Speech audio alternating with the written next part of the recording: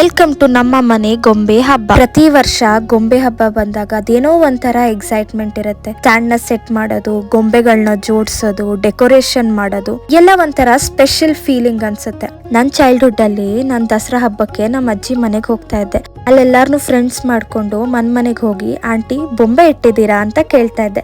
ಅವ್ರು ಕೊಟ್ಟಿದ್ ಒಂದ್ ಚಿಕ್ಕ ಸ್ವೀಟ್ ತಿನ್ಕೊಂಡು ಅವ್ರ ಮನೇಲಿ ಎಷ್ಟು ಗೊಂಬೆ ಇಟ್ಟಿದ್ದಾರೆ ಅಂತ ಎಣಿಸ್ಕೊಂಡು ವಾಪಸ್ ಬರೋದನ್ನೆಲ್ಲ ನೆನೆಸ್ಕೊಂಡ್ರೆ ಏನೋ ಒಂಥರ ಸಂತೋಷ. ನಿಮ್ಗೂ ಕೂಡ ಇದೇ ತರ ಅನ್ನಿಸ್ತಿದೆ ಅಂದ್ರೆ ಕಮೆಂಟ್ ಮಾಡಿ. ನಮ್ಮ ಮನೇಲಿರುವ ಪ್ರತಿಯೊಂದು ಗೊಂಬೆಗೂ ಒಂದ್ ಸ್ಟೋರಿ ಇದೆ. ಅಜ್ಜಿ ಕೊಟ್ಟಿದ್ ಮರದ ಗೊಂಬೆ ಆದ್ರೆ ಅಮ್ಮ ತುಂಬಾ ವರ್ಷದಿಂದ ಪ್ರಿಸರ್ವ್ ಮಾಡಿರೋ ಮಣ್ಣಿನ ಗೊಂಬೆ. ಈ ವರ್ಷ ನಮ್ಮ ಮನೇಲಿ ಗೊಂಬೆ ಹಬ್ಬ ಸ್ವಲ್ಪ ಸ್ಪೆಷಲ್. ಫಸ್ಟ್ ರೋ ನಲ್ಲಿ ಎಲ್ಲ ದೇವರ ವಿಗ್ರಹ ಜೋಡಿಸಿದೀವಿ. ಮನೇಲಿ ಒಂದ್ ಮಿನಿ ದೇವಸ್ಥಾನ ಇದ್ದಂಗ ಅನ್ನಿಸ್ತಿದೆ.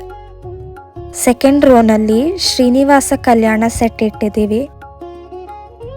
ಹಾಗೂ ಶಿವ ಪಾರ್ವತಿಯ ಕೈಲಾಸ ಸೆಟ್ ಕೂಡ ಇಲ್ಲಿ ಕಾಣಿಸ್ತಾ ಇದೆ ನಿಮ್ಗೆ. ನೆಕ್ಸ್ಟ್ ಇಲ್ಲಿ ಬರುವುದೆಲ್ಲ ಯತಿಗಳು. ಇವಾಗ ಕಾಣಿಸೋ ಗೊಂಬೆ ಎಲ್ಲ ನ್ಯೂ ಅಡಿಷನ್ ಗೊಂಬೆಗಳು. That is third row. ಇಲ್ಲಿ ಹೆಣ್ಣೋಡ ಶಾಸ್ತ್ರ ಇದೆ.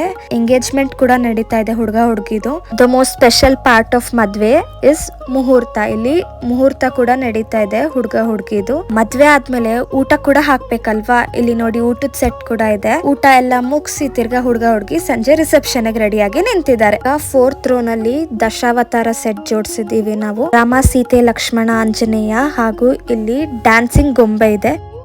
ನೆಕ್ಸ್ಟ್ ಕಾಣಿಸೋದು ನಿಮ್ಗೆ ಅಷ್ಟಲಕ್ಷ್ಮಿಯರು.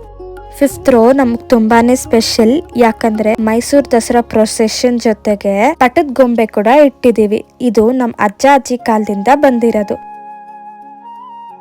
ಸರಸ್ವತಿ, ದುರ್ಗಾ ಹಾಗೂ ಲಕ್ಷ್ಮಿ ಇದೆ.